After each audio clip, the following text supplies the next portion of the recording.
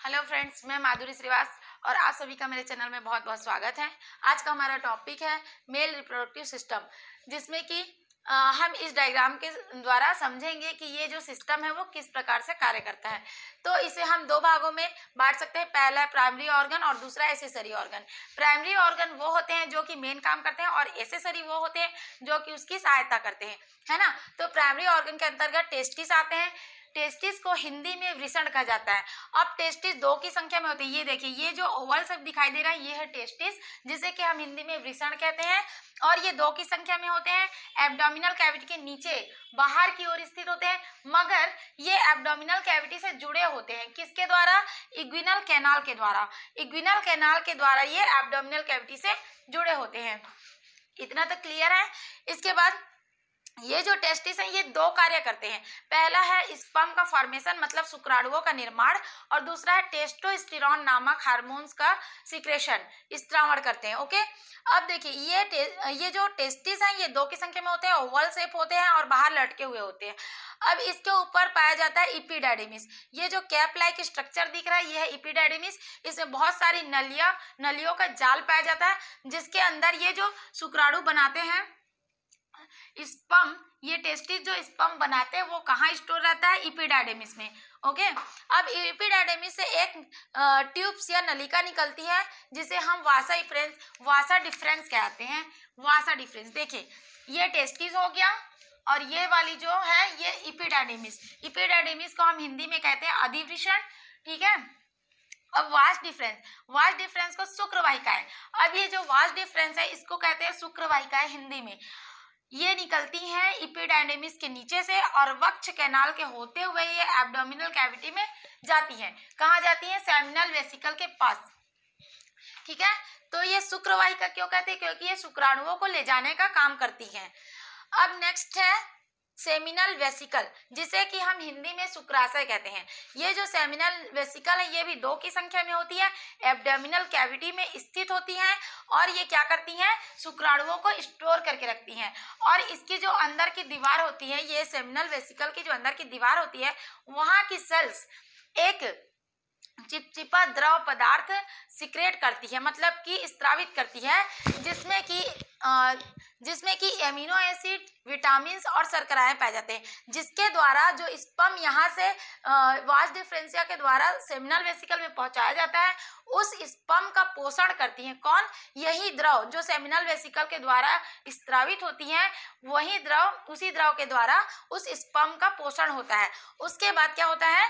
देखिए ये दो डक्ट हैं, दो नलिकाएं हैं वास डिफरेंस की और दो सेमिनल वेसिकल है।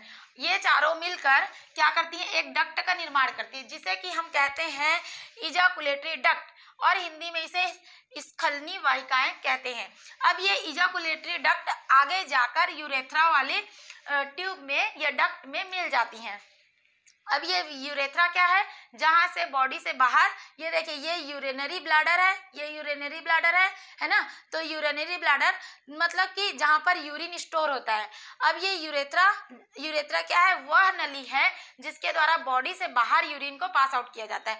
तो ये जो इजाकुलेटरी डक्ट है वो यूरेथ्रा में जाकर आगे मिल जाती है, मगर यह सेमिनल वेसिकल, यूरिनरी ब्लैडर और यूरेथ्रा के बीच में एक स्पेस छूटा आपको दिख रहा है। ये जो बल्ब जैसी संरचनाएं आपको दिख रही हैं इसे हम कहते हैं प्रोस्टेट ग्लैंड, और उसके नीचे ये जो छोटी मटर के दाने के समान दिख रही है इसे हम कहते हैं Cowper's gland. Male reproductive system ये दो ग्लैंड्स पाई जाती हैं और इनका एक महत्वपूर्ण काम होता है। क्या? इनकी भी नलियां किसमें जाकर खुलती हैं? इजाकुलेटरी डक्ट में। और इन दोनों ग्लैंड्स के द्वारा एक पतला दूधिया या मिल्की कलर का पतला द्रव स्त्रावित किया जाता है, जो कि क्या करता है? जो स्पर्म सेमिनल वेसिकल से इजाकुलेटरी डक्ट में आते हैं उसको तैरने के लिए माध्यम प्रदान करता है। और जो सीमेन मतलब कि सीमेन, जिसको कि हिंदी में हम वीर्य कहते हैं, जिसकी एक अजीब सी गंध आती है, वो गंध किसके कारण होती है?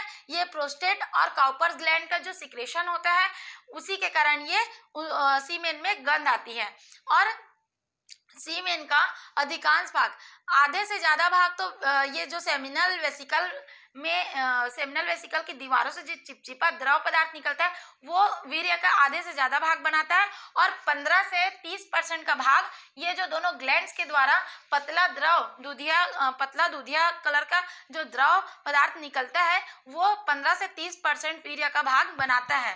ठीक है, ये तो हो गया यहाँ तक। फिर इजैकुलेटरी डक्ट यूरेथ्रा में आकर मिलती है, और यूरेथ्रा क्या करता है, यूरिन पास आउट करता है, और वो समय समय पर इजैकुलेशन भी करता है, किसका, सीमेन का। अब देखिए ये यूरेथ्रा है, और ये जो ऊपर दो मांसल संरचनाएं दिखती है ये स्पॉन्जी मांसल टिश्यू की बनी होती है, और इसे हम ग्लैंड पेनिस भी कहते हैं।